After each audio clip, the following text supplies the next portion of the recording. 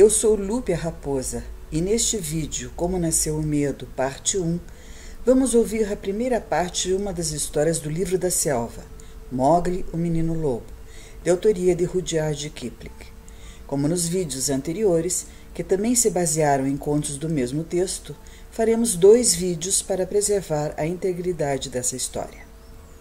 Para o nosso prazer, Demal, o Puma, Nuna Sapak, nosso amigo ao lado dos Andes, e eu, César Ninan começou a sua história assim. A lei da selva, que é de longe a mais antiga do mundo, prevê quase todo tipo de acidente que pode acontecer com o povo da selva. Os contos sobre Mowgli, os favoritos do nosso amigo Mal, o Puma, falam sobre o tempo em que ele passou na alcateia de Sioni com os seus irmãos lobos e aprendeu a lei com Balu, o urso pardo. E foi Balu que lhe disse, quando o menino foi perdendo a paciência com todas aquelas ordens e regras, que a lei era como um cipó gigante, pois caía nas costas de todo mundo e ninguém conseguiria escapar. Quando tiveres vivido tanto quanto eu, irmãozinho, verás que toda a selva obedece ao menos a uma lei. E houve um ano em que as palavras de Balu se concretizaram e Mowgli viu toda a selva sendo obrigada a seguir uma mesma lei. Tudo começou quando as chuvas de inverno quase não caíram e Sarri, o porco-espinho, ao encontrar Mowgli no meio do bambuzal, lhe contou que os inhames silvestres estavam sumindo. Pouco depois, Mowgli foi contar a Balu o que o porco-espinho tinha dito. Balu, o urso pardo, fez uma cara muito séria e murmurou de si para si: "Vamos esperar e ver como vão ser as flores da morroa." Naquela primavera, a morroa, a árvore de que Balu tanto gostava, não chegou a florescer. As flores lisas, cor de um creme esverdeado, foram mortas pelo calor antes de nascer, e só caíram algumas pétalas mal-cheirosas quando o urso ficou de pé sobre as patas de trás e sacudiu a árvore. Então, centímetro a centímetro, aquele calor anormal foi chegando ao coração da selva, deixando todas as folhas amareladas, marrons e, por fim, pretas. A vegetação, que crescia na lateral das ravinas, ficou parecendo arame quebrado e películas enroscadas de matéria morta. Os lagos escondidos secaram e endureceram, deixando a última pegada na sua beirada marcada como se tivesse sido gravada no ferro.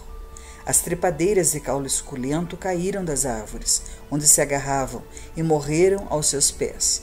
Os bambus murcharam, batendo uns nos outros, quando o vento quente soprava. E o musgo soltou das pedras nas profundezas da selva, até que elas ficaram carecas e quentes como as rochas azuladas e trêmulas do leito de um rio. Os pássaros e o povo dos macacos foram para o norte, no começo do ano, pois sabiam o que vinha pela frente. Os cervos e os porcos selvagens foram até bem longe, aos campos secos das aldeias, às vezes morrendo diante dos olhos dos homens que não tinham forças para matá-los. Tio, o abutre, ficou por ali e engordou, pois havia muita carcaça para comer. E noite após noite trazia para os animais, fracos demais para forçar sua presença em novos campos de caça, a notícia de que o sol estava matando a selva, numa extensão de 3 dias de voo em qualquer direção. Mowgli, que nunca soubera o que era fome de verdade, passou a comer mel velho, de 3 anos de idade, que ele raspava das colmeias desertadas das pedras, mel preto como o abrunho e cheio de um açúcar seco que parecia poeira. Todos os animais da selva tinham virado pele e ossos, e Bagheera, o Pantera Negra, podia matar 3 vezes numa única noite e mal conseguir uma refeição completa. Mas a falta d'água era o pior, pois o povo da selva precisa beber muito, e o calor continuou sem parar, sugando toda a umidade, até que afinal o leito principal do grande rio Aingunga se tornou o único que ainda tinha um filete de água entre as margens mortas. E quando Ati, o elefante selvagem, que vive por mais de 100 anos, viu uma saliência fina e azulada de pedra surgindo bem no centro da água, soube que estava vendo a Pedra da Paz. E naquele instante ergueu a tromba e proclamou a trégua da água, assim como seu pai havia feito há 50 anos atrás. Os cervos, os porcos selvagens, os búfalos repetiram a proclamação com vozes roucas, e Tio, o abutre, voou formando grandes círculos no céu, assobiando e piando o aviso. Pela lei da selva, é pena de morte matar nos lugares onde se bebe água, quando a trégua das águas tiver sido declarada. Só a Pedra da Paz atravessava o rio como uma longa cobra, e as ondinhas cansadas sibilavam ao secar sobre sua lateral quente. Era para lá que Mowgli ia todas as noites tentar se refrescar em companhia dos seus amigos. Nem o mais faminto dos seus inimigos teria gostado de capturar o menino nessa época.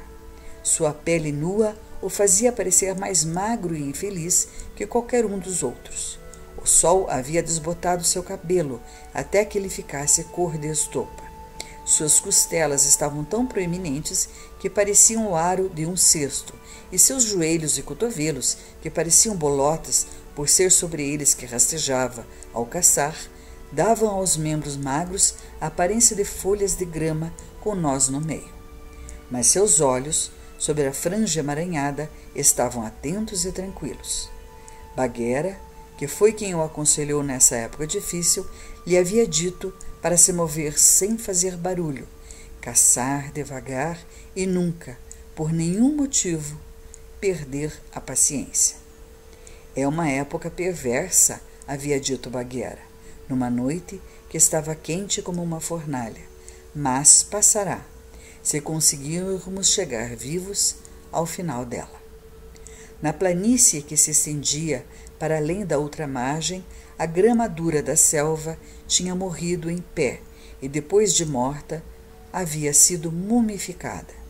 As trilhas muito usadas pelos cervos e pelos porcos, que iam todas dar no rio, tinham aberto valas secas na grama de 3 metros de altura, e, embora fosse cedo, cada uma dessas avenidas longas estava repleta de animais correndo para beber o primeiro gole d'água do dia.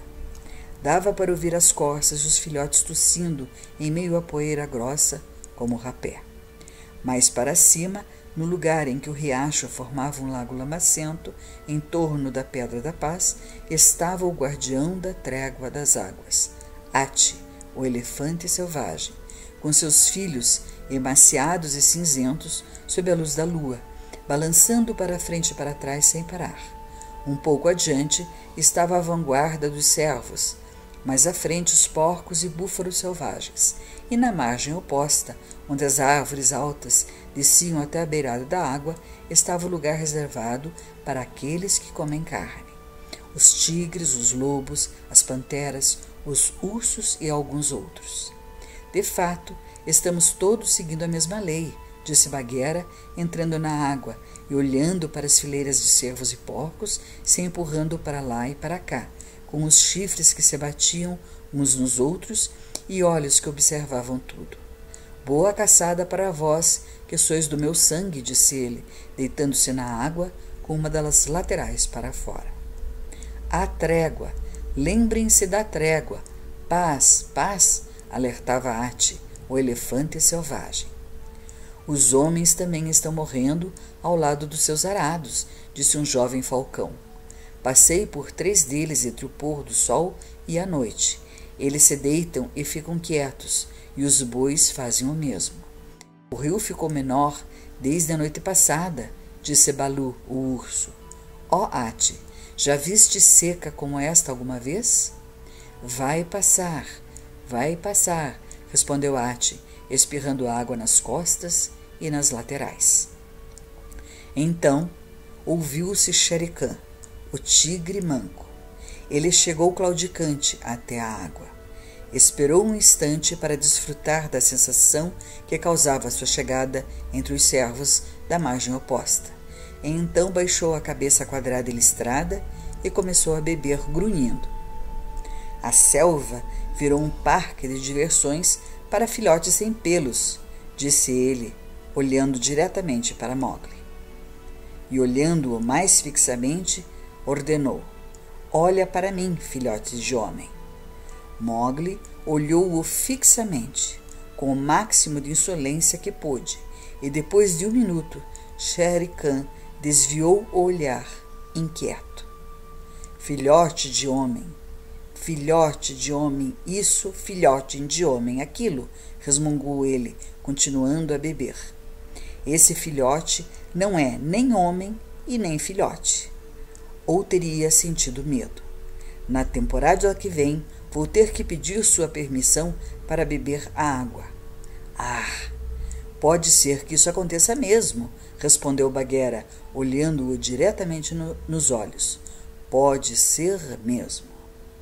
Ah, Shere Khan, que vergonha! Trouxestes para cá dessa vez? Inquiriu o Pantera Negra. O tigre manco havia mergulhado o queixo e a mandíbula na água, e manchas escuras e oleosas estavam saindo delas, indo embora com a corrente.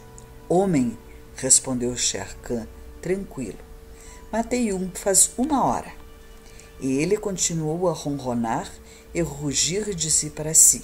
A fileira de animais se sacudiu e tremeu, e surgiu um sussurro que foi se transformando numa exclamação. Homem, homem, ele matou um homem. Então todos olharam para Ati, o elefante selvagem, que pareceu, a princípio, nem escutar. Ati nunca faz nada até chegar a hora exata de o fazer, e esse é um dos motivos de ter uma vida tão longa. Matar um homem numa época como essa? Não havia outra coisa para caçar? Perguntou Bagheera com desdém, saindo da água maculada e sacudindo cada pata à maneira dos gatos. Matei por escolha, não para comer, respondeu o tigre Shere Khan, mais ameaçador e insolente do que nunca. O sussurro horrorizado recomeçou, e os olhinhos brancos e atentos de Ati se viraram na direção do tigre. Por escolha? Sim, por escolha, respondeu Shere Khan com a voz arrastada. E agora vim beber água e me limpar. Alguém vai me proibir? As costas de Bagheera começaram a se curvar como um bambu no vento forte. Mas Ati ergueu a tromba e falou calmamente. Mataste por escolha. E quando Ati faz uma pergunta ou uma insinuação, é melhor responder. Então o tigre disse para ele: isso mesmo, era meu direito, era a minha noite. Tu sabes disso, ó Ati. Shere Khan falou quase com cortesia. Ah, sei sim, respondeu Ati. E depois de um pequeno silêncio perguntou: já bebestes tudo o que querias? Por hoje sim, respondeu o tigre. Então vai, sai daqui. O rio é para beber, não para conspurcar. Ninguém além do tigre manco, que levava uma vida cheia de ódio, teria se jactado do direito nessa época em que nós sofremos juntos, tanto homens quanto o povo da selva. Limpo ou sujo, vai para o teu covil, Shere Khan, ordenou Ati. As últimas palavras ecoaram como as notas cristalinas de um trompete, e os 3 filhos de Ati deram meio passo à frente, embora não houvesse necessidade. O tigre Shere Khan se afastou devagar, sem ter coragem de rosnar, pois sabia, assim como todos, que no fim das contas, Ati é o senhor da selva. Que direito é esse de que Shere Khan falou? Sussurrou Mowgli ao ouvido de Bagheera. Matar um homem É sempre uma vergonha, é o que diz a lei. Mas Ati falou que... Pergunta a ele. Eu não sei, irmãozinho. Com ou sem direito, se Ati não tivesse dito nada, eu teria dado uma lição nesse açougueiro manco. Vir a Pedra da Paz, logo depois de matar um homem, e ainda por cima falar disso com orgulho, é tramóia de chacal. Além do mais, ele maculou a água boa. Mowgli esperou um minuto para tomar coragem, pois ninguém se atreve a abordar Ati diretamente. E então, com humildade, perguntou em voz alta, mas respeitosa: O que é esse direito de Shere Khan, ó Ati? As duas margens repetiram a pergunta, pois todo o povo da selva é muito curioso, e eles tinham acabado de ver algo que ninguém, além de Baloo, que estava muito pensativo, parecia ter entendido. É uma velha história, disse Ati, mais velha que a selva. Fiquem em silêncio nas duas margens, que eu vou contar. 1 ou 2 minutos se passaram, enquanto os porcos e os búfalos se empurravam e cutucavam, e então os líderes das manadas grunhiram, um depois do outro. Nós esperaremos. Ati andou à frente, até ficar com a água quase pela altura dos joelhos no lago em volta da Pedra da Paz. Embora estivesse magro, enrugado e com as presas amarelas, parecia mesmo ser aquilo que a selva o considerava, o seu absoluto senhor. Vós sabeis, crianças, disse ele, que temeis o homem acima de todas as coisas. Fez-se um murmúrio de concordância. Mas não sabeis por que temeis o homem. E esse é o motivo. Eu vou contar. No começo da selva, que ninguém sabe quando foi, o povo, todos os animais, andavam juntos, sem temer uns aos outros. Naqueles dias não havia seca, e as folhas, as flores e frutas cresciam na mesma árvore, e não comíamos nada além disso. Flores, grama, frutas e cascas de árvore. E o senhor da selva era Tá, o primeiro dos elefantes. Ele arrancou a selva das águas profundas com a tromba, e nos locais em que fez sulcos com as presas, os rios passaram a correr, e onde bateu com o pé no chão, surgiram lagos de água boa, e quando ele barriu com a tromba, as árvores caíram na terra. Foi assim que a selva foi feita por Tá. Essa é a história que me contaram. Naquela época, não havia milho, melões, pimenta ou cana, assim como não havia os casebres das aldeias dos homens. O povo da selva nada sabia do homem. Viviam em comunhão na selva e com a selva, formando um só povo. Mas chegou um tempo em que começaram a brigar pela comida, embora houvesse pasto suficiente para todos. É que eles eram preguiçosos.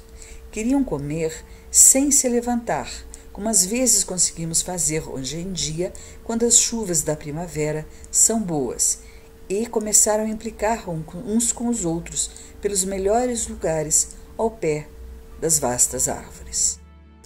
Tá, o primeiro dos elefantes, andava ocupado fazendo novas selvas e guiando os rios em seus leitos. Não podia estar em todos os lugares, e por isso fez do primeiro dos tigres o senhor e o juiz da selva. Naquela época, o primeiro dos tigres comia frutas e grama como todos os outros. Era tão grande quanto eu e muito bonito. Não havia listras ou barras na sua pele naqueles dias bons em que a selva era nova. Todo o povo da selva se postava diante dele sem medo. Mas, certa noite, houve uma briga entre 2 servos, mais uma daquelas contendas pelo melhor lugar no pasto. E quando os 2 servos falaram juntos perante o tigre dos tigres, deitado sobre as flores, um deles, o mais jovem e afoito, empurrou o tigre com os chifres. Então, o primeiro dos tigres, senhor e juiz da selva, foi tomado por uma fúria selvagem e, pulando sobre o cervo, quebrou-lhe o pescoço. Até aquela noite nenhum animal havia morrido, e o primeiro dos tigres, vendo o que tinha feito, enlouquecendo com o cheiro do sangue, correu para os pântanos do norte. E todos os da selva ficaram sem um juiz e começaram a brigar. Tá ouviu o barulho das brigas e voltou, e alguns disseram isso e outros disseram aquilo. Mas ele viu o cervo morto entre as flores e perguntou quem o tinha matado. Mas os animais da selva, sem compreender o que estava acontecendo, nada disseram, porque o cheiro do sangue também os havia enlouquecido, assim como enlouquece até hoje desde então. Correram em círculos, pulando, gritando e balançando a cabeça incontrolados. E assim, Tá deu uma ordem às árvores de galhos baixos e às trepadeiras que tocam o chão da selva, dizendo-lhes que marcassem o assassino do cervo para que ele o reconhecesse aonde quer que estivesse. E Tá perguntou: quem agora vai ser o senhor do povo da selva? O macaco cinza, que vive nos galhos, deu um pulo para o alto e respondeu: eu serei o senhor da selva agora. Ao ouvir isso, Tá apenas sorriu e disse: que assim seja. E foi embora, muito zangado. Todos conhecem o macaco cinza. Ele era, na época, como já é hoje. No início fez cara de sábio, mas em pouco tempo começou a se coçar e a pular para todos os lados. E quando um dia Tá voltou, encontrou-o pendurado num tronco, de cabeça para baixo, caçoando de quem estava no chão, e os do chão caçoavam de volta. Assim, não havia lei na selva, só conversa boba e palavras sem sentido. Então, Tá chamou a todos e disse: o primeiro dos seus mestres trouxe a morte para a selva, o segundo a vergonha. Agora chegou a hora de haver uma lei, e uma lei que não podereis violar. Agora todos vocês conhecerão o medo, e quando o encontrardes, saberão que ele é o vosso Senhor, e os outros sentirão o mesmo. E todos da selva perguntaram: o que é o medo? E Tá respondeu: procurem até o encontrar, vocês então saberão. E assim os animais começaram a andar pela selva procurando o medo, até que os búfalos, ao final de muitas buscas, voltaram com a notícia de que o medo vivia numa caverna da selva e que ele não tinha pelos e andava sobre as pernas de trás. Então o povo todo seguiu a manada até encontrar essa caverna, e o medo estava na entrada, e ele, como os búfalos disseram, era sem pelos e andava sobre as pernas de trás. Quando viu os animais, ele gritou e sua voz os encheu de pavor, o mesmo medo que temos até agora. Saíram todos os animais correndo, pisoteando e machucando uns aos outros, porque estavam cheios de medo. Naquela noite, o povo da selva não se deitou todo junto, como era o seu costume, mas cada tribo se afastou uma da outra. O porco ficou com o porco, o cervo com o cervo, chifre a chifre, casco a casco, todos com seus iguais, tremendo na selva, assustados, acuados pelo medo. Esta história continua no próximo vídeo.